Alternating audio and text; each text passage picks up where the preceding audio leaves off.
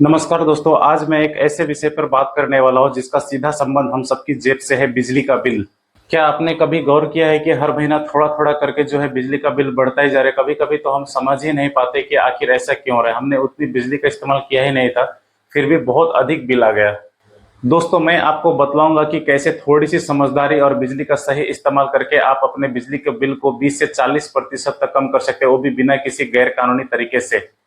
आज के इस वीडियो में मैं आपको एक एक करके ऐसे कानूनी, आसान और प्रैक्टिकल तरीके बताने वाला हूं जिसे आप अपने घरों, ऑफिसों या दुकानों में अपनाकर देख सकते हैं। मैं खुद पिछले कुछ सालों से इन तरीकों को इस्तेमाल कर रहा हूं और सच बताऊं तो मुझे बहुत बड़ा फर्क देखने को मिला है। ना कोई भारी खर्च, बस बिजली का सही इस्तेमाल और थोड़ी सी समझदारी से बिजली का उपयोग। चलिए शुरू करते हैं कि कैसे हम थोड़ी सी समझदारी और बिजली का सही इस्तेमाल करके अपने बिजली को बिल को कम कर सकते हैं। उपकरणों का स्मार्ट इस्तेमाल। तो चलिए सबसे पहले ये समझते हैं कि कैसे हम उपकरणों को स्मार्ट तरीके से इस्तेमाल करके अपने बिजली के बिल को लगभग 20 से 40% तक कम कर सकते हैं। तो एग्जांपल के लिए चलिए हम दो उपकरणों को लेते हैं, एक फैन और एक एसी। फैन का स्मार्ट इस्तेमाल। तो दोस्तों चलिए अब समझते हैं कि किस प्रकार हम फैन को स्मार्ट तरीके से चलाएं ताकि हमारा बिजली का बिल जो है वो कम आए। फैन में एक मोटर होती है, उस मोटर को कार्य करने के लिए बिजली की आवश्यकता होती है, तो आप भली बात ही जानते हैं। लेकिन जब हम फैन को अधिक स्पीड में चलाते हैं तो उस मोटर को जो है उतनी ज्यादा ताकत लगानी पड़ती है उस फैन को घुमाने के लिए, जिससे बिजली की खपत भी ज्यादा होता है, जिससे हमारा इलेक्ट्रिक बिल जो है वो अधिक आता है। इसलिए हमें फैन को हमेशा जरूरत के हिसाब से और उसे सही स्पीड में चलाना चाहिए। जब हम फैन को कम स्पीड में चलाते हैं तो उसकी मोटर को जो है उतनी ज्यादा ताकत लगाने नहीं पड़ती उस फैन को घुमाने के लिए, जिससे बिजली की खपत भी कम होती है और हमारा इलेक्ट्रिक बिल जो है वो कम आता है। इसलिए हमेशा हमें फैन को जरूरत के हिसाब से और सही स्पीड में चलाना चाहिए। इस प्रकार हम फैन को जरूरत के हिसाब से और सही स्पीड में चलाकर अपने इलेक्ट्रिक बिल को जो है कम कर सकते हैं। एसी का स्मार्ट इस्तेमाल। एसी कमरे को ठंडा रखने के लिए कंप्रेसर चलाते हैं। कंप्रेसर जितना अधिक चलेगी बिजली की खपत जो है उतनी अधिक होगी, जिससे हमारा इलेक्ट्रिक बिल जो है वो अधिक आएगा। इसलिए हमें एसी को जरूरत के हिसाब से और उसे सही टेम्परेचर पर चलाना चाहिए। यदि हम एसी को जरूरत के हिसाब से और उसे सही टेम्परेचर पर चलाएंगे तो हमारा इलेक्ट्रिक बिल जो है वो कम आएगा। चलिए एक एग्जांपल की मदद से हम समझते हैं। मान लेते हैं कि आपने अपने एसी को बहुत कम टेम्परेचर पर सेट कर दिया, तो एसी को आपके कमरे को अधिक ठंडा करने के लिए कंप्रेसर को बहुत अधिक देर तक चलाना पड़ेगा, जिससे बिजली की खपत भी अधिक होगी, जिससे हमारा इलेक्ट्रिक बिल जो है वो अधिक आएगा। इसलिए हमें एसी को हमेशा जरूरत के हिसाब से और उसे सही टेम्परेचर पर चलाना चाहिए। यदि आप उस एसी को जरूरत के हिसाब से और उसे सही टेम्परेचर पर चलाएंगे तो आपका इलेक्ट्रिक बिल जो है वो कम आएगा। स्टैंड बाय पावर से बिजली के बिल को कम करना। तो चलिए फ्रेंड्स एक एग्जांपल की मदद से सबसे पहले हम ये समझते हैं कि स्टैंड बाय पावर किसे कहा जाता है। स्टैंड बाय पावर वह बिजली जो आपके उपकरण तब भी खा रहे होते हैं जब आपके उपकरण बंद दिखते हैं, लेकिन साधारणतः आपके उपकरण जो है वो बंद होते नहीं है। जैसे मान लीजिए फ्रेंड्स कि आपके घर में एक साउंड सिस्टम है, एक होम थिएटर है, और उस होम थिएटर के प्लग को आपने इलेक्ट्रिक बोर्ड के सॉकेट में लगा करके रखा हुआ है और उस सॉकेट के स्विच को जो है ऑन कंडीशन में रखा हुआ है।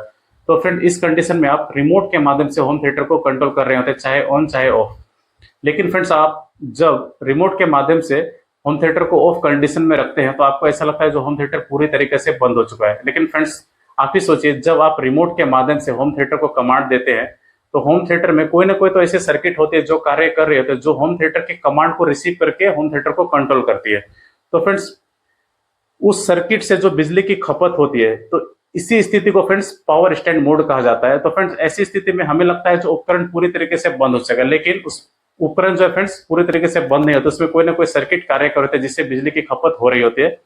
तो इस प्रकार हम पावर स्टैंड मोड से जो है बिजली की खपत को कम कर सकते हैं, जिससे हमारा बिजली का बिल जो है वो कम आएगा।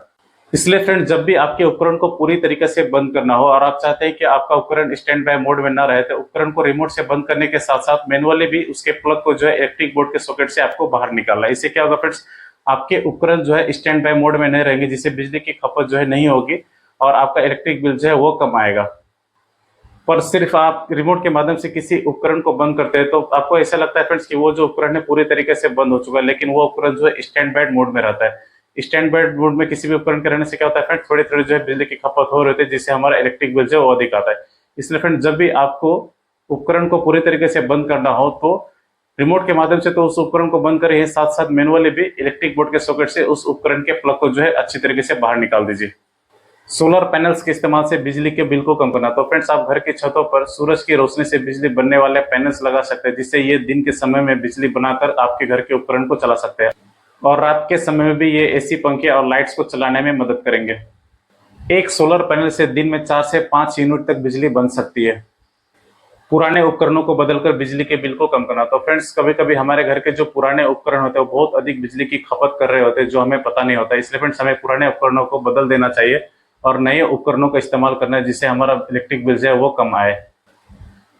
नए उपकरण एनर्जी स्टार रेटेड होते हैं जो बिजली की खपत बहुत कम करते हैं। तो चलिए फ्रेंड्स इसे एक एग्जांपल की मदद से समझते हैं। मान लेते हैं फ्रेंड्स कि आपके घर में एक पुरानी नॉन इन्वर्टर रेफ्रिजरेटर है जो प्रति माह 150 यूनिट बिजली की खपत करती है। जब आप उस पुराने रेफ्रिजरेटर को बदलकर घर में एक इन्वर्टर वाला नया रेफ्रिजरेटर लेकर आते हैं तो फ्रेंड्स उसका प्रति माह बिजली का खपत जो है वो 60 से 70 होता है। तो फ्रेंड इससे साफ साफ पता चलता है कि आपके पुराने रेफ्रिजरेटर जो है नए रेफ्रिजरेटर की तुलना में जो है दोगुनी बिजली की खपत कर रहे थे, जिससे आपका इलेक्ट्रिक बिल जो है अधिक आ रहा था।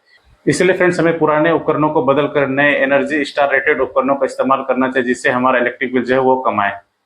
पावर फैक्टर और टाइम ऑफ यूज से बिजली के बिल को कम करना है। तो चलिए फ्रेंड्स सबसे पहले हम पावर फैक्टर और टाइम ऑफ यूज को समझते हैं। पावर फैक्टर का मतलब होता है बिजली का सही इस्तेमाल। इसे इस प्रकार से भी समझा जा सकता है फ्रेंड्स, जैसे हमने पिछले एग्जांपल्स में समझा था कि किस प्रकार हमें पंखे को सही स्पीड में चलाना चाहिए जरूरत के हिसाब से, या एसी को जो है जरूरत के हिसाब से सही टेम्परेचर में चलाना है। तो पावर फैक्टर का मतलब वही होता है फ्रेंड्स, बिजली का सही तरीके से इस्तेमाल करना।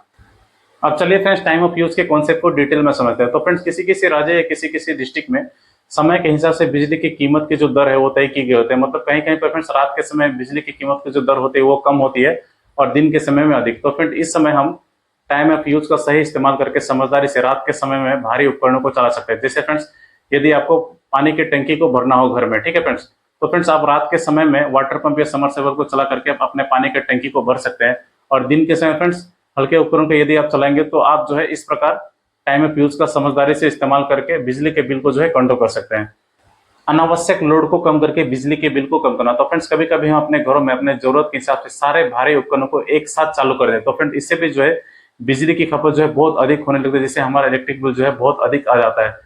तो फ्रेंड्स हमें समझदारी से अपने घर के भारी उपकरणों का इस्तेमाल करना चाहिए। यदि हम अपने घर के भारी उपकरणों को एक साथ चालू कर देते हैं तो बिजली की खपत जो है बहुत अधिक होने लगती है, जिससे हमारा घर का इलेक्ट्रिक बिल जो है बहुत अधिक आ जाता है।